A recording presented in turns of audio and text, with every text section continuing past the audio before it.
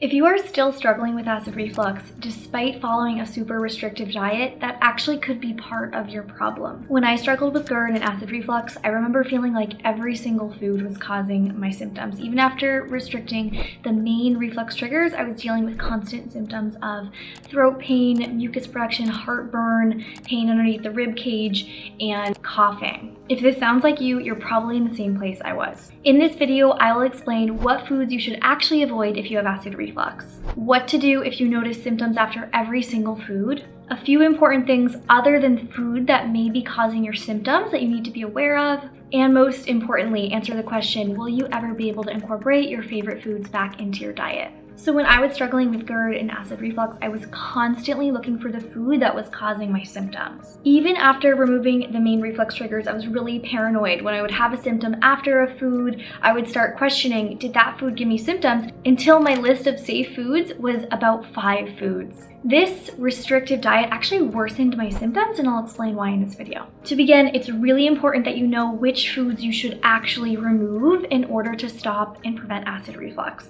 It is really helpful in the beginning of your healing journey to remove the main acid reflux triggers. One of my clients came to me and she was experiencing severe reflux symptoms and was really confused about which foods to remove, which beverages to remove. And so in the beginning of her healing journey, we did remove the main reflux triggers, including tomatoes, tomato-based sauces, carbonation, alcohol, coffee, citrus fruits, and raw garlic and onion. By removing these foods, we were able to reduce her symptoms long enough so that tissue could heal. Healing from acid reflux is similar to healing any sort of injury. If we keep exacerbating symptoms with the acid reflux triggers, our tissue in our esophagus and our throat doesn't have time to heal. We have to give this a rest and take a break from the main reflux triggers for long enough for the tissue to heal. One of the most helpful things that we did, instead of just removing the triggers, we found alternatives for the triggers. So for example, tomato sauce was one of her biggest acid reflux trigger foods.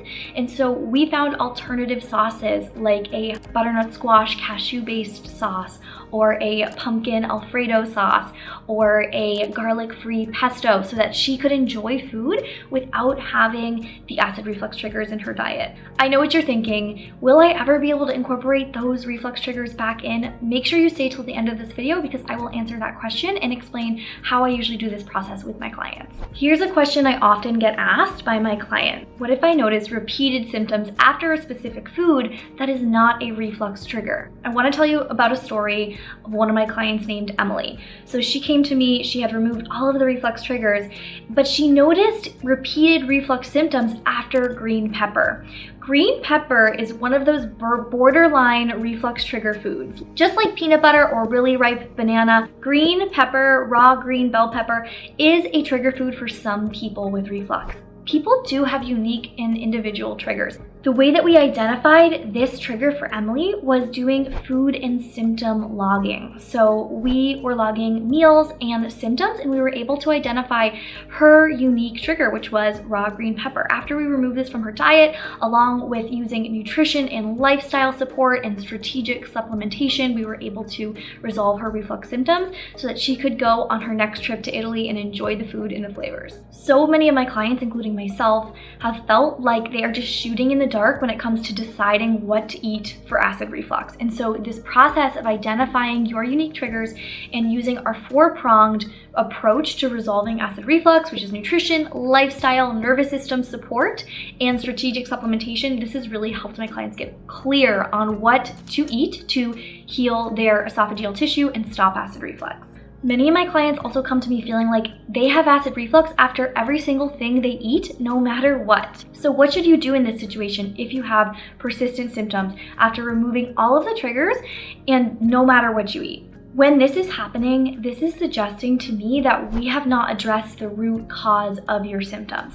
Most likely, it is not the food that is causing your symptoms if you're having constant symptoms no matter what you eat, even with your safest foods. This root cause of your reflux could be many different things. Make sure to check out my root causes of acid reflux. I will link that video up here for you. One really common root cause that I see a lot is esophageal hypersensitivity or esophageal inflammation.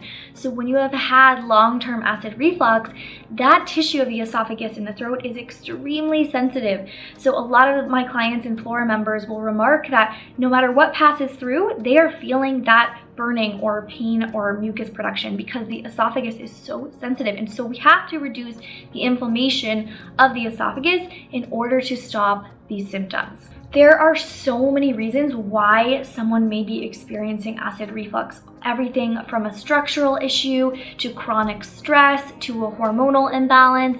And so by identifying the root cause, this allows us to really approach the issue head on instead of just treating the symptoms. Once we work to identify the root cause or root causes that are impacting your symptoms, we can address these and create a personalized approach for you to decrease inflammation, stop reflux, and get symptom relief. So here's why your restrictive diet could actually be worsening your reflux symptoms and preventing your progress in overcoming GERD.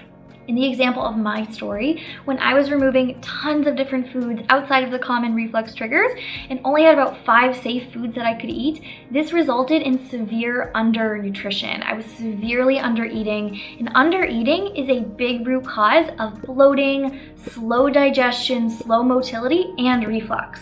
It is such a big root cause that about 90% of individuals with disordered eating or eating disorders have a functional gastrointestinal issue like acid reflux. Even if you don't have an eating disorder or are not struggling with disordered eating, it is really common to undereat if you only have a few foods that you can eat. And so we really want to avoid undernutrition because this can worsen reflux and result in nutrient deficiencies. If we are deficient in certain nutrients, our digestive system cannot function at its best. Your digestive system depends on adequate nutrition. We have to fuel our digestive system for it to work and function at its best. Another reason a restricted diet can actually be harmful for reflux recovery is because it is extremely stressful. Dealing with reflux on its own is very anxiety-provoking and stressful, and we know from research that stress can cause mechanical acid reflux. Mechanical acid reflux is simply the refluxate, our stomach contents, going up into the esophagus, and stress can cause this reverse motility. So we have to manage stress in order to overcome reflux, and a restrictive diet that is over-restricted can be super stressful. It can limit you from going out to eat. It can limit you from traveling and living your life, which is stressful as heck. A super restrictive diet is also not sustainable. So this can lead to self-sabotage or going in the opposite direction and almost overeating or binging and giving up on your healing journey, which is not what we want. We have to be consistent with our nutrition and lifestyle and nervous system support in order to see results. And lastly, a restrictive diet is harmful for your gut microbiome. So we know from research that a diverse diet is key to nourish a diverse array of gut microbes. And so we want to really support this gut microbiome environment because gut dysbiosis or gut imbalance is a root cause of acid reflux and digestive issues. There are a few other things you need to be aware of that could be causing your symptoms other than food. When you have a symptom after a meal, I want you to start to think about maybe it wasn't the food.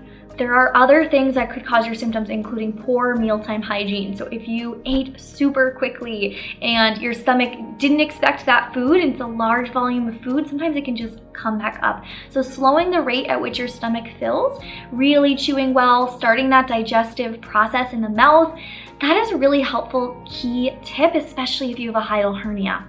Good mealtime hygiene, including chewing and avoiding a large amount of water at your meals, is also really helpful so that we're not overfilling the stomach during our meals. If you eat in a really stressed environment or ate very rushed or felt anxious during your meal, this could also be contributing to acid reflux symptoms. When our body is in the fight or flight state, it really can't digest well. Digestion is deprioritized because our body thinks we're in an emergency. Our body is sending blood to our heart, our brain, our limbs in case we need to run away from a tiger or an emergency. Our body is not in the rest and digest state when it's in the fight or flight state. So taking a few deep breaths before your meal and really trying to eat in a calm and centered environment can help support digestion and prevent reflux. The most common question I get is, will I ever be able to reintroduce my favorite foods back into my diet? This is one of my favorite parts of my job as a registered dietitian specializing in acid reflux, is helping people overcome their symptoms and then understanding how to incorporate the reflux triggers back into their diet. One way to do this is by understanding your threshold amount. So the threshold amount theory with acid reflux is, what is the amount of food of that specific reflux trigger that you can have that doesn't result in symptoms?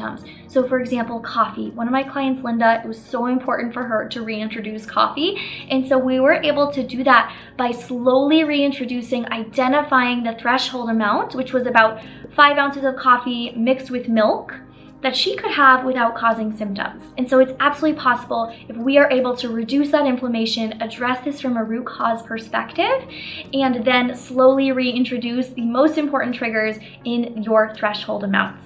Be sure to grab my 3-day free acid reflux meal plan down below to support your healing journey, and definitely check out my other video on root causes of acid reflux, the most common root causes that I see in my practice. Thanks for watching and being a part of this community, and I'll see you at the next video.